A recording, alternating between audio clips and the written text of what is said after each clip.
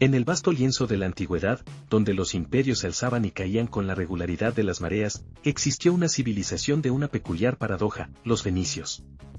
Maestros del mar y mercaderes del misterio, dejaron su huella indeleble en la historia, no con grandiosas pirámides o vastas legiones, sino con el discreto murmullo del comercio y el susurro del alfabeto. Pero, ¿qué hacían estos enigmáticos navegantes cuando no estaban calculando rutas o tejiendo la púrpura más deseada? ¿Cómo celebraban? Ahí es donde el velo de la historia se vuelve más denso, y nuestra curiosidad se topa con un silencio, casi irónico. Imaginemos por un momento la ebullición de un puerto fenicio al caer la tarde. No se oyen los bramidos de la batalla, sino el tintineo de las monedas y el crujido de las velas. Una sociedad obsesionada con la eficiencia y el beneficio, ¿podría siquiera permitirse el lujo de la celebración pura, desinteresada?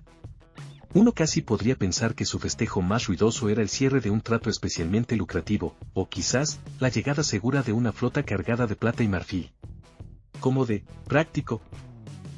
Las celebraciones fenicias, a diferencia de las romanas con sus saturnales o las egipcias con sus fastuosas procesiones de los dioses, permanecen en gran medida en la sombra de la especulación. No existen códices detallados ni bajorrelieves explícitos que nos muestren a un mercader de Sidón bailando con éxtasis. Esto, por supuesto, no significa que no celebraran. Simplemente, lo hacían con la misma discreción y sentido práctico que aplicaban a sus rutas comerciales. Uno podría inferir que, como cualquier sociedad antigua, tendrían sus festividades ligadas a los ciclos agrícolas. Las cosechas de uvas para el vino, de olivas para el aceite, o de grano para el pan. Uno se imagina una reunión, quizás no tan bulliciosa como las de otras culturas, donde el sacerdote de Baal o Astarte bendecía la abundancia. Pero, ¿con qué fervor lo hacían? ¿Era una verdadera explosión de alegría o una transacción más con lo divino? Te damos gracias por la cosecha, oh dioses, ¿y ahora qué más podemos esperar de ti? La ironía se cierne sobre la idea de un pueblo tan calculador entregándose por completo a la desenfrenada alegría de una buena cosecha. Quizás para ellos, la verdadera celebración era el margen de beneficio de esa cosecha. Luego, están los dioses, esa parte ineludible de la vida antigua. Los fenicios adoraban a un panteón formidable, encabezado por Baal, el señor de las tormentas y la fertilidad, y Astarte, la diosa del amor, la guerra y la caza. Y, por supuesto, Melart, el protector de Tiro, el dios que guiaba a los navegantes y aseguraba la prosperidad de ultramar. Seamos sinceros, un pueblo cuya existencia dependía del capricho del mar y del éxito de sus travesías, sin duda, tenía rituales para apaciguar a estas deidades. Imaginemos una celebración antes de una gran expedición marítima. No sería una fiesta de despedida alegre y despreocupada. Más bien, un rito solemne, envuelto en el humo de incienso y el murmullo de cánticos. El capitán, de pie ante un altar de Melart, quizás no rezando por la buena fortuna, sino más bien enumerando sus méritos, los valiosos tributos que ofrecía, como si negociara una cláusula en un contrato divino. ¿Ofrezco este toro más gordo que el último, Melart, a cambio de vientos favorables y eludir a los piratas? Trato hecho, ¿no? La devoción se convierte en un curioso tipo de acuerdo comercial. Y luego, los misterios más oscuros. Los ecos de los rituales a Moloch, el dios al que se le ofrecían sacrificios humanos, especialmente de niños. Es un tema del que la historia se aparta con un escalofrío. Si estas ceremonias existieron tal como se las describe, no eran celebraciones en el sentido de alegría, sino momentos de la más profunda y terrible trascendencia. Se reunían en silencio, con el corazón encogido, mientras el fuego consumía la ofrenda, esperando que su acto supremo asegurara la continuidad de su prosperidad.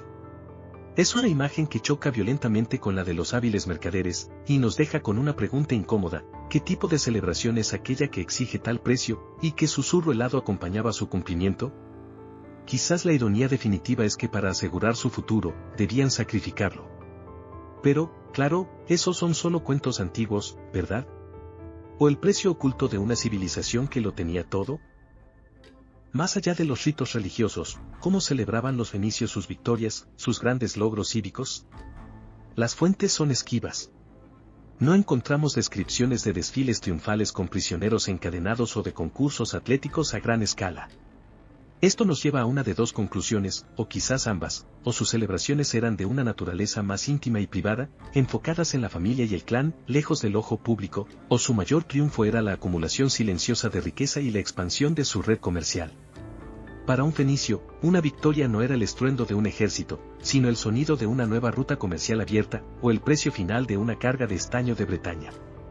Una celebración de la pragmática, sin duda.